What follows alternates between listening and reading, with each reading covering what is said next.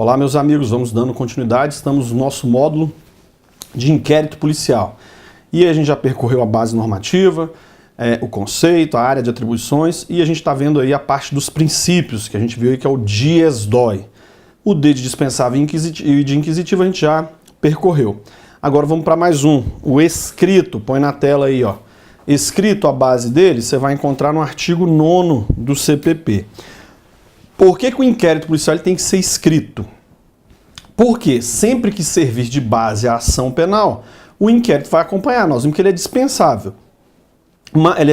Mas se for usado para fins de fornecer justa causa para ação penal, ele vai anexado à ação penal, ele vai apresentado para o juiz junto com a ação penal. Então, por isso que tudo que é feito ali tem que ser materializado, tem que ser colocado por escrito. Então, um auto de apreensão, um auto de prisão em flagrante, um auto de interrogatório, quem se dá mal com o seu escrivão, que vai ter que reduzir tudo a termo.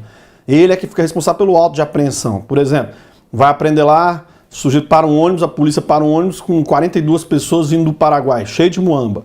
Não vai aprender com cada pessoa. Com fulano de tal foi apreendido, foram apreendidas 2 sacolas contendo diversos pendrives da marca tal. Não, com fulano de tal foram apreendidos 2.829 pendrives. Quem conta é o escrivão. Às vezes faz mutirão só para contar essas mercadorias, porque fica tudo ali no auto de apreensão. Às vezes aprende coisa legal também. Apresenta, por exemplo, 30 notebooks, conta uns 15, para valer a pena. Tô brincando, não tem isso, mas tem a auto de apreensão, tem que ser tudo formalizado, porque o inquérito é escrito que vai servir de base à ação penal. E, olha lá a perguntinha lá, põe na tela aí pra gente. Pode-se gravar depoimento? Já que o inquérito é escrito, pode ter a gravação de depoimento? Pode, desde que isso não seja feito de forma subreptícia. O que é forma subreptícia? Escondido. Não pode ser feito escondido. Tem que falar para o sujeito, ó, vai ser ouvido na delegacia, você vai estar sendo ouvido, seu depoimento está sendo gravado, você tem o direito de ficar calado. Se não quiser falar, não precisa falar nada, mas falando o que for falado vai ficar registrado, tanto aqui pelo escrivão, se for o caso, e também vai estar sendo gravado ali para colocar em mídia durante o inquérito, qualquer hora pode ter acesso ao depoimento. Então pode se gravar, desde que não seja de forma escondida, ou seja, subreptícias, beleza? Ok? Põe mais um aí na tela, o inquérito, o caráter sigiloso do inquérito. O sigilo, põe aí a base para você estudar isso, é o artigo 20 do CPP, 5º, 63 da Constituição, o 7º, inciso 14 do Estatuto da OAB, súmula vinculante 14 do Supremo. Então a base normativa, originariamente, esses 4 dispositivos aí, e aí que eles foram tendo aplicação até, como primeiro foi o artigo 20 do CPP, depois o 5º 63 da Constituição, 7º 14 da Lei do OAB, e aí culminou com a súmula vinculante 14 do STF. O que está acontecendo? O CPP fala que o sigilo do inquérito será determinado pela autoridade policial segundo a conveniência das investigações. Então vai ter hipótese em que o inquérito vamos dizer assim, ele é necessário, o sigilo é necessário para permitir as investigações. Em outros momentos, o que vai acontecer? Não é tão relevante assim, ao contrário, é importante que se divulgue um retrato falado, é importante se fazer a divulgação para fins de investigação. Então, vai depender de cada caso, o delegado impõe ou não o sigilo ao inquérito segundo a conveniência das investigações. E assim, a regra é o sigilo, porque para investigar, a própria palavra investigação demanda um sigilo. Por exemplo, tanto que diferencia a polícia administrativa da judiciária. A polícia investigativa é contraponto de ostensivo. Um tá lá, todo mundo com uniforme. Polícia investigativa não. Às vezes a pessoa tá lá perguntando, você nem sabe que o cara é um policial, ele tá lá colhendo informações. Então a natureza do inquérito é ser sigiloso. É isso, porque para investigar impera o sigilo. Beleza, então o artigo 20 do CPP ele fala que o sigilo imposto pelo delegado, né, vai depender da conveniência das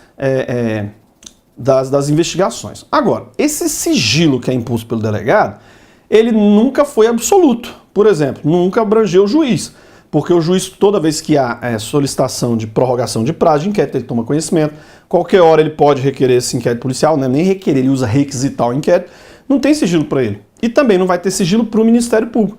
Promotor, qualquer hora, até porque é fiscal da atividade policial, até porque ele, nas ações penais públicas, ele vai ser o destinatário do inquérito policial, não tem sigilo para ele. Agora, uma pessoa que sofria bastante com isso é o advogado. Por quê?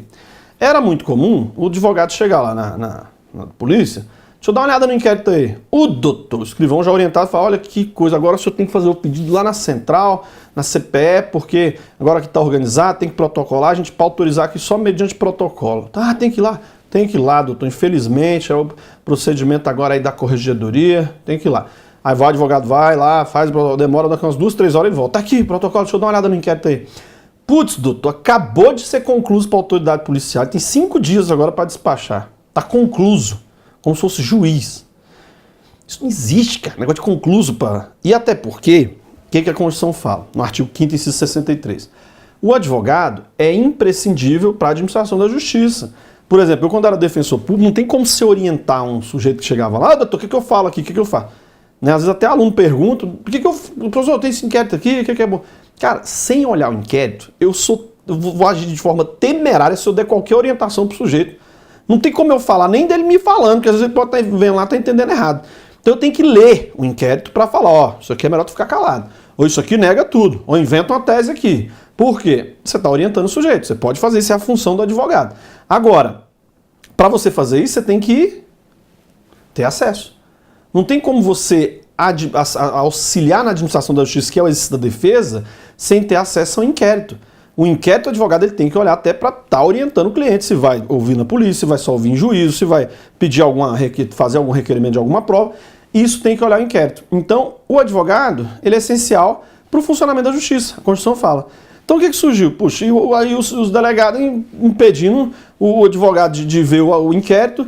Aí chega lá, o advogado não vê, mas chega o repórter, olha aqui, a fulana, e solta aquilo na imprensa e investiga. Que dia que sai essa reportagem aí? Mamãe, sai tal dia. Pô, e a exploração midiática que às vezes a polícia faz, nome de operações, essas coisas, é mídia. É operação midiática, imprensa. Então o que acontece? Você vê muitas vezes o advogado tá lá, o cara que está sendo busca e apreensão, está fazendo os atos dele, em vez de mostrar para o advogado, mostra e vai fazer a defesa dele, processo, mas impede.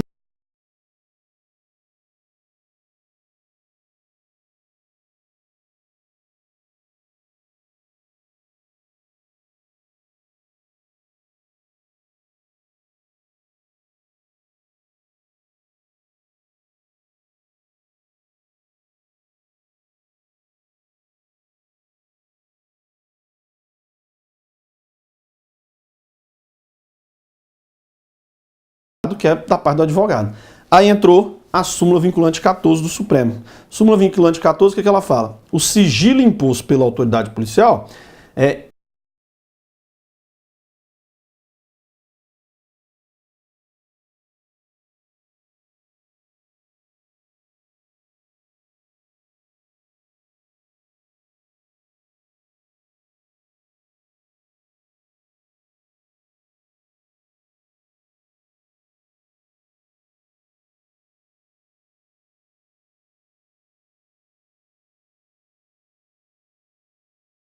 aos atos já juntados no inquérito. Então, por exemplo, se está tendo uma oitiva lá na delegacia de uma prova testemunhal, ouvindo a vítima, esclarecendo o perito ali sobre isso, perito esclarecendo sobre algum ato do inquérito, o advogado não vai ter acesso. Agora, reduziu a termo de depoimento, juntou no inquérito, aí ele tem acesso. Tanto tem polícia que ainda usa malandragem. Deixa o inquérito paralelo, as folhas soltas, aí num determinado momento ele junta tudo no inquérito e dá o procedimento, às vezes para dificultar o acesso do advogado. Mas a súmula vinculante fala, o sigilo imposto pelo delegado não abrange o advogado do investigado em relação aos atos já juntados no inquérito. Então tem que ser o advogado do investigado e é o que já está no inquérito. Se não está no inquérito, aí não vai ter, a princípio, problema, não sei que mostra um abuso que está deixando de juntar os autos no inquérito para impedir o acesso aí do advogado. Então hoje é a súmula vinculante 14. E aí, se ainda assim, com a súmula, o delegado descumpre isso, como é que o advogado ou o investigado ele vai fazer para impedir isso? Olha os instrumentos aqui, ó. Se for o advogado que vai reclamar de não estar podendo exercer a sua atribuição, se for o delegado, o advogado, ele pode entrar, impetrar um mandado de segurança contra o ato do delegado que não está querendo deixá-lo exercer a sua atividade. Entra com mandado de segurança. Agora, o próprio advogado, ou o próprio réu, até terceiro, pode entrar em favor daquele investigado que não está tendo acesso ao seu inquérito com habeas corpus. Por que habeas corpus? Porque habeas corpus aqui, se tem um inquérito contra você que você não está conseguindo ver, isso é um risco. A sua liberdade de locomoção, qualquer hora nos autos desse inquérito pode ser decretado uma prisão preventiva, uma prisão temporária. Então a parte tem que ter acesso a essa documentação. Tem que ter acesso. Tem que ter. Não adianta estar lá o inquérito, você está solto, mas sabe lá o que está acontecendo. Então você entra com habeas corpus preventivo. Então entra com habeas corpus para poder ter acesso ao inquérito. Ou, se você quiser, aí vai demorar um pouquinho mais, mas quiser apresentar uma reclamação direto para o Supremo, também pode. Essa aí você vai levar ao Supremo Tribunal Federal, que o órgão tal da Polícia Judiciária está descumprindo a súmula vinculante 14, que é estar negando acesso ao advogado. Então, a depender da hipótese aí, vai ser mais conveniente, ora, apresentar o mandado de segurança, ora o habeas corpus, ora a própria reclamação perante o Supremo, em face do descumprimento da súmula vinculante 14. Então, a depender da hipótese aí, da celeridade que o advogado ele busca, ele vai ajuizar uma ou até as 3 medidas paralelas podem estar ocorrendo também. Então, é a forma de atacar uma atuação da autoridade policial que não permite o acesso dos autos do inquérito ao advogado do investigado em relação aos atos já juntados ao inquérito. Beleza? Então, dies, dispensável, inquisitivo, escrito sigiloso. Outro D. D de quê? Põe na tela aí pra gente, ó. D de discricionária, discricionariedade. O que vai ser essa discricionariedade do inquérito policial? O que é essa discricionariedade? A base dela vai estar no artigo 14 do CPP. O que é isso? O que é você afirmar que o inquérito policial é discricionário? Quem que tem essa discricionariedade? Essa discricionariedade, na parte do inquérito policial, ela se dá em relação à autoridade policial. O delegado, ele tem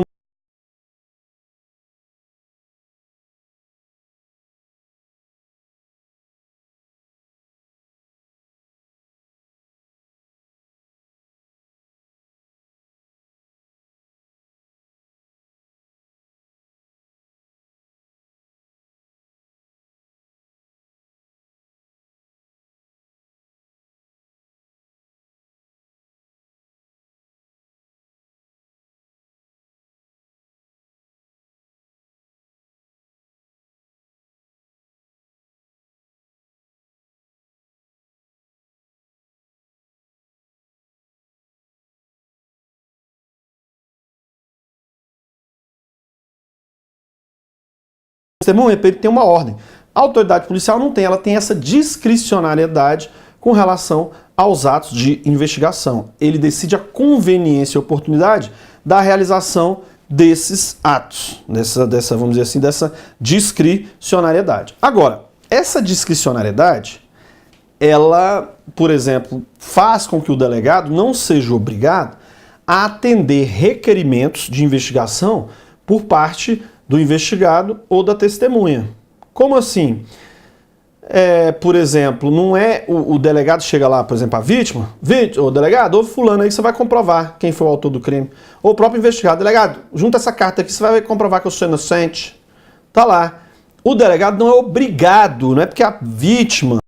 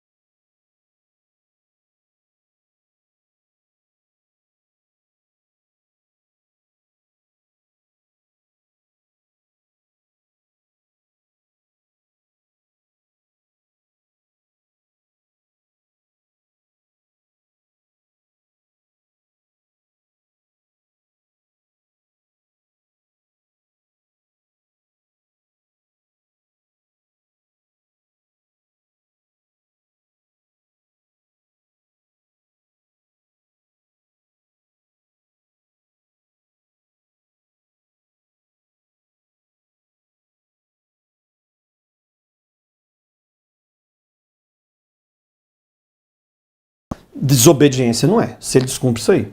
Mas, quando tem requisição do juiz do promotor, o princípio da discricionariedade da autoridade policial na condução dos atos de investigação, esse princípio aí vai estar sendo mitigado, vai estar sendo diminuído. A segunda hipótese, que também vai mitigar esse princípio aí da discricionariedade do delegado com relação aos atos de investigação, é quando a infração deixar vestígios. Por quê? Quando a infração deixa vestígio, o CPP ele fala: tem que ser realizado o exame de corpo de delito. Tem que caminhar para a perícia. Então o sujeito chega na delegacia,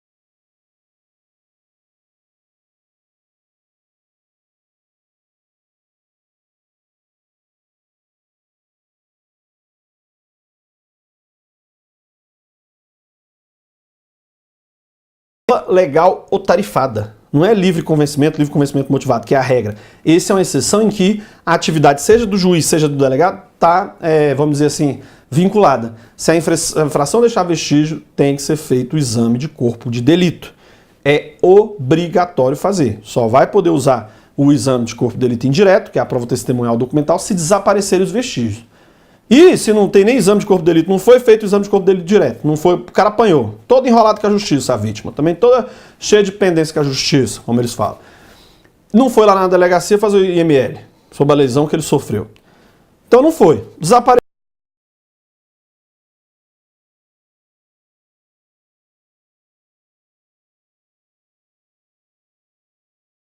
Porque a confissão não supre a ausência do exame de corpo de delito direto, que seria o laudo, e nem o indireto, que é a prova testemunhal documental. Aí o cara vai ter que ser absolvido, porque não pode ter condenação exclusivamente com base na condenação.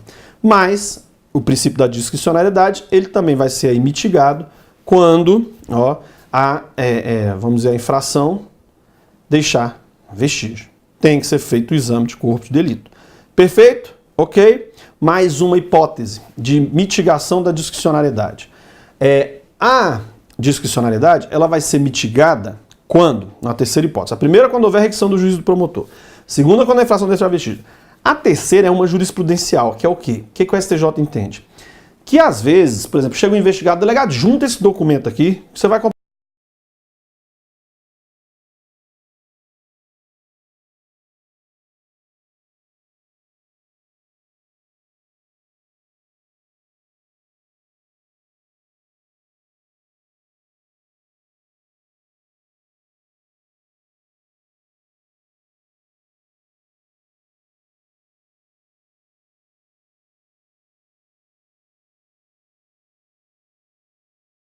o que você faz? Entra com habeas corpus para o juiz contra a autoridade coatora, que é o delegado, e obriga ele a juntar aquele documento e considerar aquele documento, tanto se for iniciar, quanto se for, quando for ou não, relatar o inquérito policial. Então, quando houver o que? A terceira hipótese, em que a discricionariedade do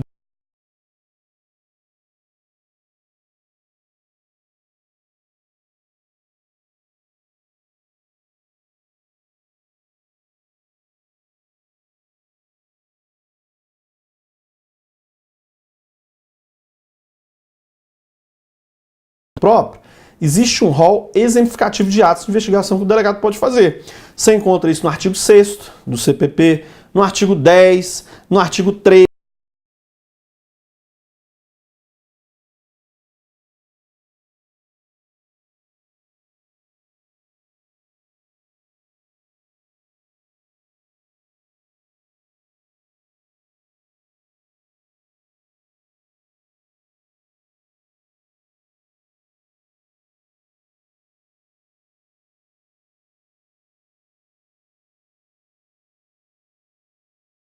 Coisa que teve aí em 2016, que tem a ver com o princípio da discricionariedade do delegado. Olha lá. Logo que tiver conhecimento da prática da infração penal, a autoridade policial deverá fazer o quê? Olha a inovação aqui como uma determinação que mitiga um pouco a discricionariedade do delegado, porque fala que ele é obrigado a fazer. Então, olha lá, logo que tiver conhecimento da prática de infração penal, o que o delegado deve? Opa, isso aqui também mitiga a discricionariedade do delegado. O que ele tem que fazer? Ele tem que colher informações sobre a existência de filhos, respectivas idades e se possuem alguma deficiência, buscando ali também o nome do contato de eventual responsável pelos cuidados dos filhos, indicado pela pessoa presa. O que está acontecendo aqui? Aqui um aspecto mais o lado social, que a lei tem um cuidado, ver se não tem alguma criança ou adolescente em situação de exposição, né? Então, para ter um cuidado, encaminhar para o conselho tutelar, essa é a determinação. Então, de certa forma, essa inovação aí que teve no CPP em 2016, nesse inciso 10º aí, ele traz o quê? Ele traz essa determinação para o delegado. Então, não é faculdade dele. Ele tem que perguntar em cada interrogatório policial que for fazer sobre a existência de filhos e, eventualmente, tomar a medida ali necessária junto aos demais órgãos públicos responsáveis. Conselho tutelar e por aí vai, ok? Uma outra medida também, que a gente pode fazer consideração, pode colocar na tela, que foi, né, inserção recente, é o artigo 13A, que foi incluído lá no CPP. Olha só, nos crimes de sequestro e cárcere privado, que a pena é até pequena, redução à condição análoga de escravo, nós vimos aí a questão recente dessa portaria que estavam querendo dizer que para ter trabalho escravo quase só se tiver corrente para botar no sujeito, mas aí o Supremo já suspendeu, teve todo aquele burburinho. Aliciamento para remoção de órgãos, para trabalho escravo, servidão, adoção ilegal. Então, aliciamento para todas essas condutas aí, exploração sexual, adoção ilegal, servidão, remoção de órgãos. Crime de extorsão praticada mediante restrição da liberdade da vítima, extorsão. Aqui não é nem mediante.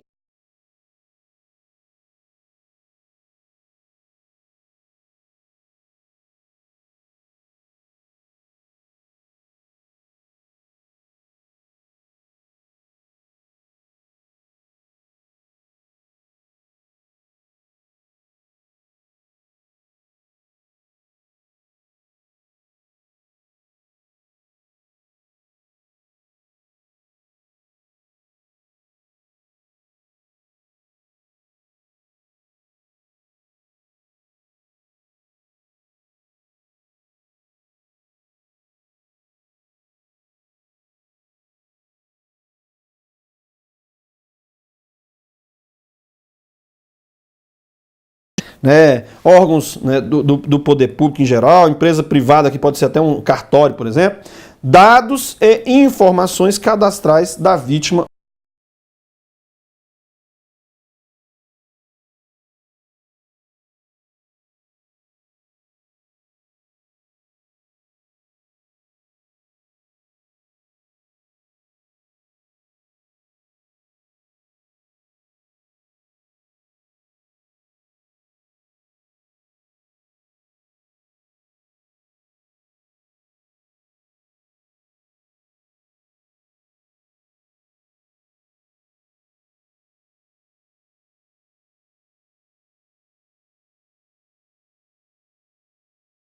Os crimes relacionados ao tráfico de pessoas, o Ministério Público ou o delegado de polícia poderão requisitar, mas não é uma requisição muito forte, porque olha aqui, na verdade ele não está requisitando para a empresa, ele está pedindo mediante autorização judicial, então está representando para o juiz, aí o juiz é que vai requisitar. As empresas prestadoras de serviço de telecomunicações ou telemática, que disponibilizam imediatamente os meios técnicos adequados, como, olha lá, sinais, informações e outros que permitam a localização da vítima, que é o aspecto mais tecnológico, localização da vítima ou dos suspeitos do delito em curso. Então, uma medida específica para tráfico de pessoas, que a lei vem e diz, que nesse caso, o delegado ou promotor podem representar o juiz e o juiz requisitar as operadoras que disponibilizam o sinal do celular, porque às vezes sai rastreando o sinal, sabe direitinho onde é que se encontra. Então, aí no aspecto tecnológico, para essas empresas aí com base no seu aparato tecnológico, do serviço que presta de celular, ou de disponibilização de sinal para notebook, etc., para poder franquear o acesso a essas informações aí e poder eventualmente localizar uma vítima ou um investigado, e aí vai ter prazo para a operadora. Sugiro aí a você fazer a leitura desse artigo 13 aí do CPP, que teve essas inovações. Nós vamos falar mais deles na parte de provas, porque nós vamos detalhar cada disposição dessa aí do artigo 6º, na parte de provas. Mas por hora, né, ali o principal, ali nós vamos falar principalmente do artigo 6º do CPP e do 13. Quando for falar ali dos atos de investigação, a gente volta a tratar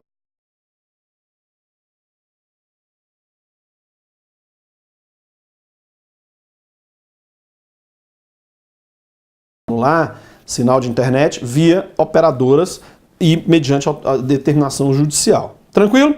Então, discricionariedade, o que eu recomendo a vocês? Existe um rol exemplificativo de atos de investigação, o delegado que em regra vai definir sobre a conveniência e oportunidade. Esse rol exemplificativo se encontra aí no artigo 6º, no artigo 10º, no 13, 13A e B do CPP. Ali algumas medidas de investigação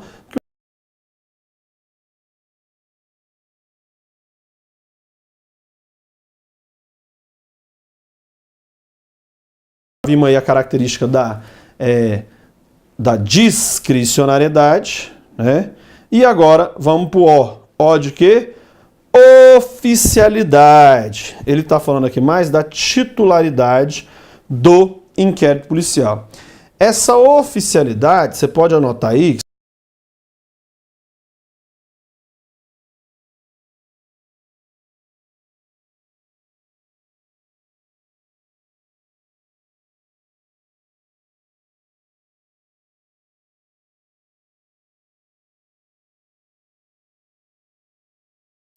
percorrer todos os princípios do inquérito policial e demais ocorrências. Até já.